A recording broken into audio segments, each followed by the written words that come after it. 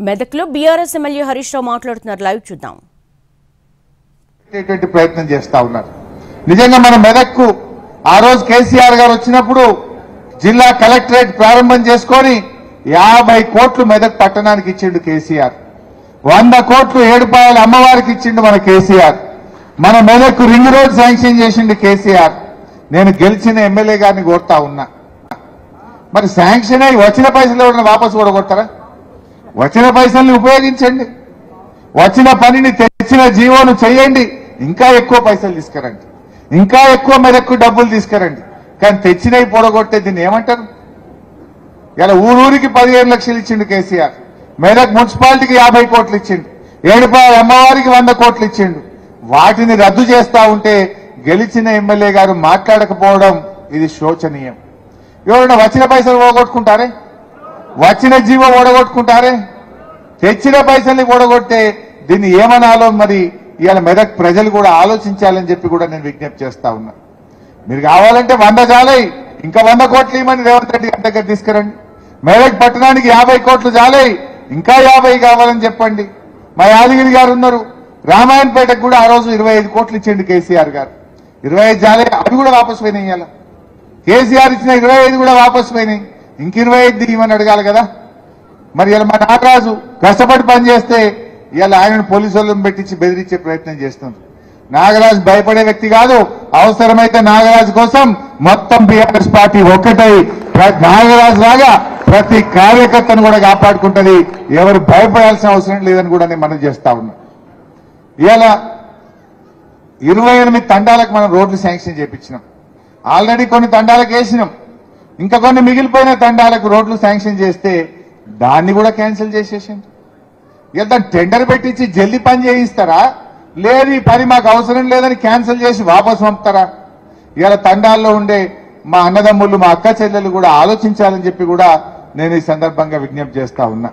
So ఏది ఏమైనా భవిష్యత్తు మనకే ఉంటది. మరి మీ ఉత్సాహం చూస్తా ఉంటే నాకు కూడా నమ్మకం కలుగుతా ఉంది. ఈ ఎంపీ ఎన్నికల్లో ప్రతి కార్యకర్త కూడా మీరు ఒక్కొక్కరు కూడా కష్టపడి మెదక్లో మనం ఎంపీ ఎన్నికల్లో మన బీఆర్ఎస్ పార్టీకి మెజార్టీ తెచ్చే బాధ్యత మనం అందరం కలిసి తీసుకుందాం. తెద్దామా వద్దా? ఏ ఊర్లో మొన్న తక్కువ వచ్చినాయో ఆ ఊరోళ్ళు, ఆ కౌన్సిలరు, ఆ వార్డు ప్రజలు పట్టుబట్టాల కార్యకర్తలు మనం మెజార్టీ తీసుకురావాలి. ఇలా ప్రజల్లో కూడా చర్చ స్టార్ట్ అయింది. ఓడిపోయినా పద్మ గారు అందుబాటులో ఉంటున్నారు, ప్రజల్లో తిరుగుతూ ఉన్నారు, ప్రజల కష్ట సుఖాలు పట్టించుకుంటా ఉన్నారు. ఇవన్నీ కూడా ప్రజలు ఆలోచిస్తున్నారు. నేను పోయినసారి మెదక్కు మెడికల్ కాలేజ్ శాంక్షన్ చేసిన, అది ఈ విద్యా సంవత్సరం అడ్మిషన్స్ జరగాలి.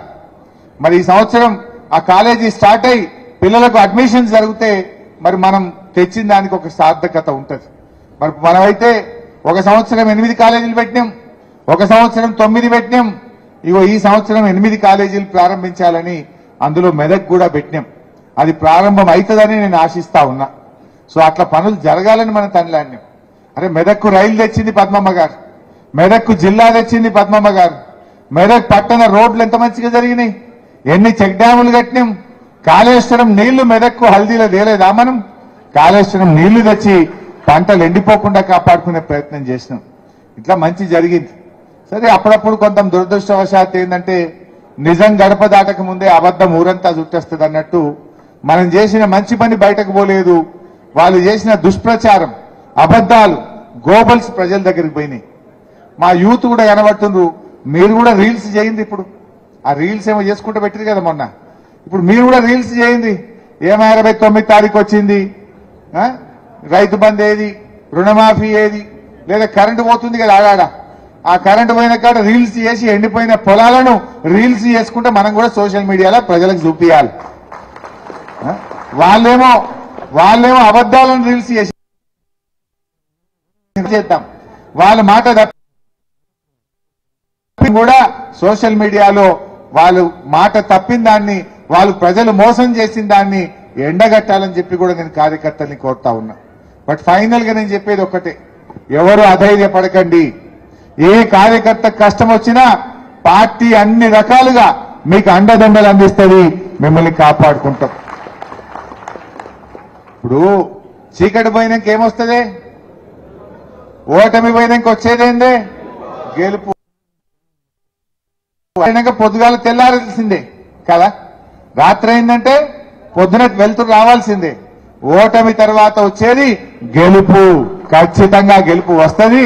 మెదక్లో మళ్ళా మనం గులాబీ జెండా ఎగిరేస్తాం. ఇది ఒక చిన్న స్పీడ్ బ్రేకర్ లాంటిది. స్పీడ్ బ్రేకర్ ఉంటే బండి మెల్లగైతుందా?